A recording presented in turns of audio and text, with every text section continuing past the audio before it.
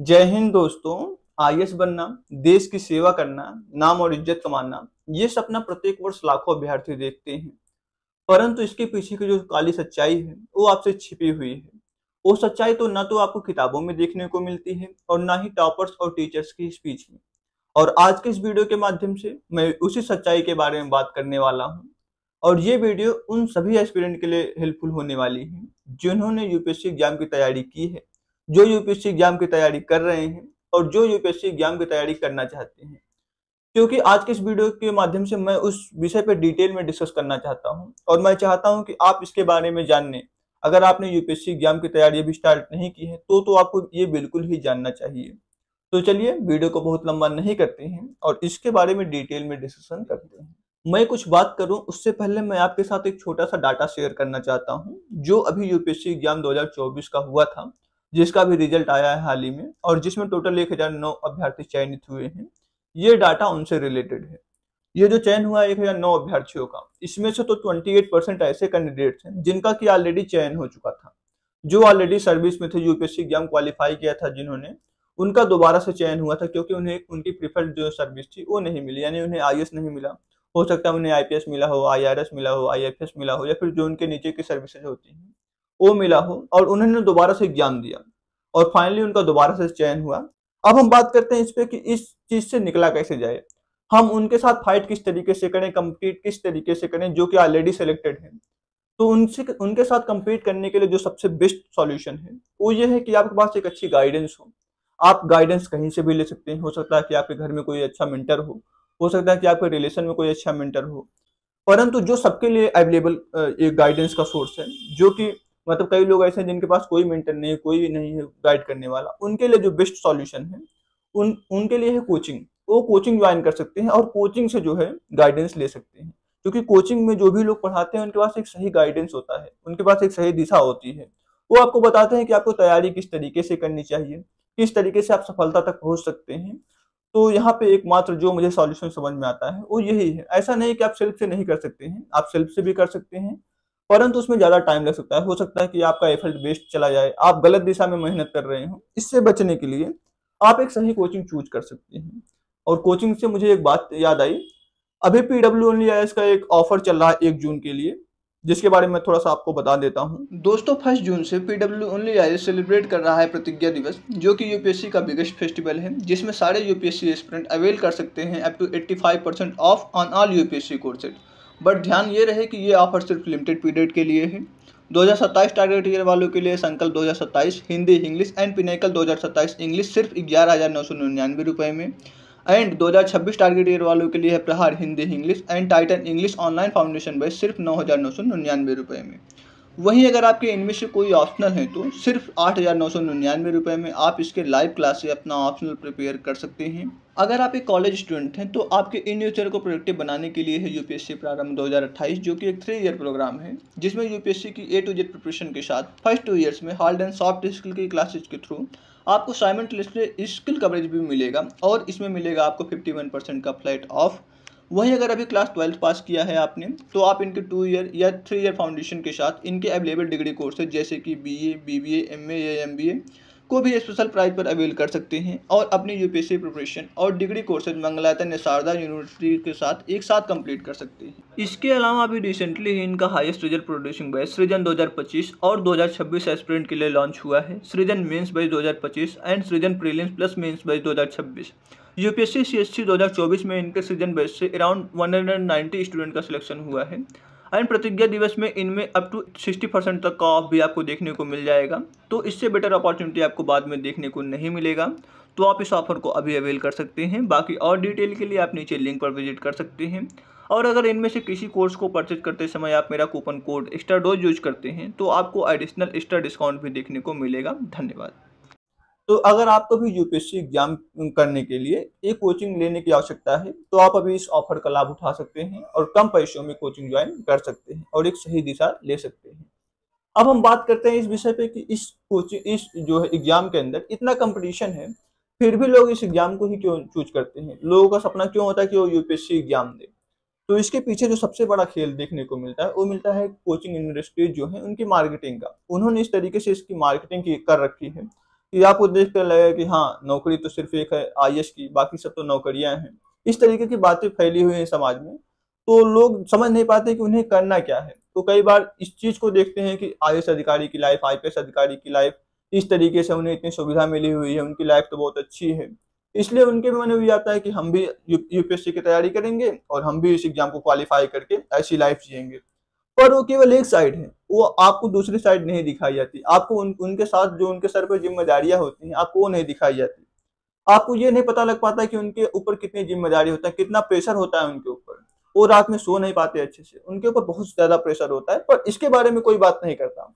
लोग बात करते हैं केवल इसके बारे में कि देखो आईएएस अधिकारी जा रहा है, उसके साथ इतनी सिक्योरिटी है, उसको एक बड़ा बंगला मिला हुआ है, उसके पास नौकर चाकर सब कुछ दिए गए हैं, बहुत पैसा उसके पास है, बहुत इज्जत उस समाज में मिलती है। हालांकि ये सब सच है, परंतु इसी चक्कर में मतलब कितने अभ्यर्थी ऐसे हैं जिनका कि हर साल जो है उनकी जो जिंदगी है वो बर्बाद हो रही है। वो इसी जो है सुविधा को पाने के लिए, इसी प्रेस्टीज को पाने के लिए अपनी पूरी जिंदगी बर्बाद कर दे रहे हैं। तो ऐसा आपके साथ ना हो, इसलिए आपको ये सच्चाई पहले से पता होना चाहिए कि इस एग्जाम में वास्तव में कितना कंपटीशन है। क्योंकि जब आप एक बार तैयारी में उतरते हैं तो फिर आपको पीछे हटने का मौका नहीं मिलता, क्योंकि फिर आपको डर होता है कि समाज में लोग क्या कहेंगे, हमारे परिवार के लोग क्या कहेंगे। आपका अपना खुद का सपना होता है कि मैं इस एग्जाम के लिए आया हूँ, तो मैं इस एग्जाम को क्वालिफाई करके जाऊंगा। और इसी सपने को पूरा करने के लिए आपको विश्वास नहीं होगा कि लोग अपनी पूरी जिंदगी लगा देते हैं, 5 साल, 8 साल, 10 साल लगा देते हैं लोग, 3-3, 4-4, 5-5, यहाँ तक कि 9-9, 10-10 अटेम्प्ट लोग दे रहे हैं इस एग्जाम के लिए। तो ये मतलब मेरे हिसाब से तो मुझे बिल्कुल ही ये नहीं लगता है कि ये एग्जाम इतना प्रेस्टिजियस है तो इसके लिए आप पूरी अपनी लाइफ बर्बाद कर सकते हैं, क्योंकि अल्टीमेटली तो ये सिर्फ एक एग्जाम है। और आपकी लाइफ जो इस एग्जाम से ऊपर है, आप कुछ और बड़ा कर सकते हैं। अगर आपके अंदर पोटेंशियल है तो आप दूसरे सर्विस के को मतलब आप दूसरे एग्जाम को दीजिए, आप वहां से कुछ अच्छा कीजिए। आप पॉलिटिक्स में जा सकते हैं, आपके पास नॉलेज है तो आप पॉलिटिक्स में अच्छा करेंगे, आप बिजनेस में अच्छा कर सकते हैं, या फिर आप जो भी कर सकते हैं, जो भी आपके अंदर पोटेंशियल है आप उसे कर सकते हैं। सिर्फ इस एग्जाम को देख करके इस एग्जाम को दे देंगे हमें ये सब मिल जाएगा, इस एग्जाम को देखकर आप यूपीएससी की तैयारी करने ना आइए। इससे पहले आपको सब कुछ पता होना चाहिए, आपको अपनी क्षमता पता होना चाहिए कि आप इतनी मेहनत कर सकते हैं, आप इन लोगों के साथ compete कर सकते हैं कि नहीं। अगर आपको लगता है कि मैं कर सकता हूँ, मेरे अंदर वो पोटेंशियल है, मेरे अंदर वो हार्ड वर्क की स्किल है, तो आप आइए तैयारी कीजिए। क्योंकि अल्टीमेटली तो ये एग्जाम जो है इसे इंसान ही निकालते हैं। हर वो एस्पिरेंट जो यूपीएससी एग्जाम में चयनित होता है वो एक दिन एस्पिरेंट ही होता है। उसने भी कभी सोचा होगा कि मैं आईएएस बनूंगा, और आज वो जो सफलता तक पहुंचा है। तो आप भी पहुंच सकते हैं, पर सिर्फ इसलिए नहीं कि उसका चयन हुआ है मेरा भी हो जाएगा, ये सोचकर आप मत आइए। इससे पहले आप अपने ऊपर बेसिक रिसर्च कीजिए, आप सिलेबस देखिए यूपीएससी का, आप उसका एग्जाम पैटर्न देखिए, आप उसके प्रीवियस ईयर क्वेश्चन देखिए, और वहां से ये आइडिया लगाइए कि क्या आप इस एग्जाम को क्वालिफाई कर सकते हैं। क्योंकि अल्टीमेटली अगर आप इस तैयारी में आएंगे तो आपका टाइम बर्बाद होगा, आपका एफर्ट बर्बाद होगा। अल्टीमेटली जो आपकी एज है, जो आपकी ग्रोइंग एज होती है जिसमें आप कुछ और अच्छा कर सकते हैं, वो बर्बाद होगा। तो ऐसा ना हो, इससे इसलिए आपको इसके बारे में पहले से समझना है कि ये एग्जाम आपके लिए बना है कि नहीं बना है, और फिर आप इस एग्जाम को देने के लिए आइए। और एक और जो जरूरी बात है वो ये है कि जब आप इस एग्जाम की तैयारी कर रहे हो तो उस वक्त आपको अपने स्वास्थ्य पर पूर्णतः ध्यान देना है। आपको अपने स्वास्थ्य के साथ खिलवाड़ नहीं करना है, आपको इतना भी नहीं पढ़ना है कि आपका स्वास्थ्य खराब हो जाए, आप डिप्रेशन में चल जाएं। क्योंकि अल्टीमेटली आपका स्वास्थ्य खराब होगा तो आपकी जो पढ़ाई है वो बेकार हो जाएगी, आप उस वक्त पढ़ नहीं पाएंगे, आपने जो पढ़ा हुआ है वो भूल जाएंगे। इसलिए आपको अपने स्वास्थ्य पर ध्यान देते हुए यूपीएससी की तैयारी करनी है। और यदि किसी कारणवश आपकी मेहनत जो है वो रंग नहीं लाती, आपका चयन नहीं होता है, तो आपको यहाँ पे ये डिप्रेस नहीं होना है। आपको ये नहीं सोचना है कि मेरी मेहनत वेस्ट चली गई, क्योंकि आपने नॉलेज गेन किया है, वो आपकी पढ़ाई कहीं वेस्ट नहीं गई। आपको डिप्रेशन में बिल्कुल नहीं जाना है। अगर आपको लगता है कि आप थोड़ा सा और हार्ड वर्क करके नेक्स्ट ईयर इस एग्जाम को क्वालिफाई कर सकते हैं, तो आप एक बार और प्रयास कीजिए। अगर आपको लगता है कि अब आप इस एग्जाम को क्वालिफाई नहीं कर पाएंगे, तो आप इसे ड्रॉप कर सकते हैं और दूसरा कुछ अच्छा कर सकते हैं। और अभी भी समाज में देखने को मिलता है कि लोग इस एग्जाम को लेकर आत्महत्या ऐसे बड़े कदम उठा लेते हैं, तो आपको ऐसा कुछ नहीं करना है। आप इस एग्जाम की तैयारी करिए, अगर आपको करना है तो आप इस एग्जाम को क्वालिफाई करें, मैं तो ये प्रार्थना करता हूँ। अगर आप नहीं क्वालिफाई कर पाते तो आप दूसरे फील्ड में बहुत अच्छा कर जाएंगे, क्योंकि जो आपकी पढ़ाई होती है वो कहीं वेस्ट नहीं जाती। नॉलेज हमेशा नॉलेज होता है, आप दूसरे एग्जाम को देकर उसे कम्पीट करके उसे क्वालिफाई कर सकते हैं। तो इसलिए आपको डिप्रेशन में नहीं जाना है, आपको अपने स्वास्थ्य पर ध्यान देते हुए यूपीएससी एग्जाम की तैयारी करनी है। और आपको इस बात का भी ख्याल रखना है कि अगर आप जब इस एग्जाम की तैयारी कर रहे होंगे तो उस वक्त आपको कई बार ताने सुनने को मिलते हैं, आपके परिवार के लोग आपके दोस्त, आपके रिश्तेदार, आप कई बार बोलते हो सकता है आपका चयन ना हो, उस वक्त बोलेंगे कि देखो पता नहीं क्या मेहनत कर रहा है, पता नहीं क्या पढ़ रहा है, इसका चयन नहीं हो रहा है। उस वक्त आपको उनकी बातों पर ध्यान नहीं देना है, आपको अपनी मेहनत पे ध्यान देना है और आपको पूरा फोकस पढ़ाई पे करना है। उनकी बातों पे आप ध्यान देंगे तो आप डिप्रेशन में बिल्कुल चले जाएंगे। आपको लगेगा कि देखो ये इन्होंने मेरे बारे में ऐसा बोल दिया और अब मैं इतनी मेहनत कर रहा हूँ और फिर भी ये लोग ऐसा बोल रहे हैं, तो आपको उनकी बातों पे ध्यान नहीं देना है। आपको अपने फ्रेंड से कंपेयर अपने आप को नहीं करना है कि जो मेरे फ्रेंड हैं अभी देखो उनकी लाइफ ऐसी है, वो वहाँ घूम रहे हैं, मैं घूम नहीं पा रहा हूँ, वो इस चीज को अटेंड कर रहे हैं, मैं नहीं कर पा रहा हूँ, इतना पैसा कमा रहे हैं, मैं नहीं कमा पा रहा हूँ। क्योंकि इन सब चीजों के चक्कर में अगर आप पढ़ेंगे तो आप अपनी पढ़ाई पे पूर्णतः फोकस नहीं हो पाएंगे। इसलिए आपको इन सब चीजों को इग्नोर करते हुए अपनी पढ़ाई को करना है। तो इस बात का आपको पूर्णतः ध्यान रखना है जब आप तैयारी कर रहे होते हैं उस वक्त। एक विषय और है जिस पे मैं बात करना चाहूंगा अभी। आप अभी जो यूपीएससी एग्जाम के अंदर जिन अभ्यर्थियों का चयन हुआ है, जो टॉपर्स हैं, आप उनकी बातों को पूरी तरीके से बिलीव मत करिए। आप ये मत मानिए कि वो जो बोल रहे हैं सच ही बोल रहे होंगे, क्योंकि ज्यादातर टॉपर्स जो है सेलेक्ट होने के बाद झूठ बोलते हैं। वो बोलेंगे कि मैं 16 घंटे पढ़ता था, 17 घंटे पढ़ता था। तो आप उनके ऊपर पूर्णतः विश्वास मत करिए। वो कोई इतना नहीं पढ़ता है, हो सकता है कि एक दो लोग पढ़ भी रहे हों, पर आप इससे कम पढ़कर भी यूपीएससी एग्जाम क्वालिफाई कर सकते हैं। कुछ लोग तो आपको ऐसे मिल जाएंगे जो बोलेंगे कि मैं 5-6 घंटे ही पढ़ता था। तो आपको उनकी बात में पूरा विश्वास नहीं देना है, आपको उनको फॉलो नहीं करने लगना है कि ये इतना पढ़ते थे मैं इतना पढ़ूंगा। आपके अंदर जो पोटेंशियल है, आपको जो लगता है कि मैं इतना पढ़ता हूँ, मुझे इतना गेन होता है, तो आप अपने ऊपर ध्यान रख के अगर आप 8 घंटे पढ़ सकते हैं तो आप 8 घंटे पढ़िए, आप 10 पढ़ सकते हैं तो आप 10 पढ़िए, आप 12 पढ़ सकते हैं तो आप 12 पढ़िए। आपको टॉपर्स की बातों पर पूर्णतः बिलीव नहीं करना है, उनको फॉलो नहीं करना है। कुछ टॉपर्स तो आपको जैसा बोलेंगे कि मैंने ये कोचिंग जो है ज्वाइन की थी, आप इस कोचिंग को ज्वाइन कर लीजिए। वहां पे कोचिंग इंडस्ट्रीज का गेम होता है, कोचिंग इंडस्ट्रीज मार्केटिंग कराते हैं उनको पैसा देकर। तो आपको उनके ऊपर भी ध्यान नहीं देना है कि इन्होंने इस कोचिंग से पढ़ाई की है तो मैं पढ़ूंगा। आपको जो कोचिंग सूटेबल लगे आप वहां से पढ़िए, अगर आपको कोचिंग लेना है तो। अदरवाइज आप सेल्फ से भी कर सकते हैं, कोई जरूरी नहीं कि आप कोचिंग करें। अगर आप कोचिंग करेंगे तो आपको एक सही दिशा निर्देश मिलेगा। अगर आपको लगता है कि आपको एक सही मेंटर की गाइडेंस की जरूरत है तो आप कोचिंग इंडस्ट्री ज्वाइन कर सकते हैं। अब हम बात करते हैं, कुछ टॉपर्स आपको ऐसा भी कहते हुए मिल जाएंगे कि मैंने केवल इतना पढ़ा है, इस नोट से पढ़ा है। तो आपको वहां भी ध्यान नहीं देना है, क्योंकि जो उनकी बेसिक समझ थी, जो उन्होंने पहले से पढ़ रखा है, उसके बारे में बात नहीं बताते हैं। वो अपनी बेसिक समझ के बारे में बात नहीं करते हैं।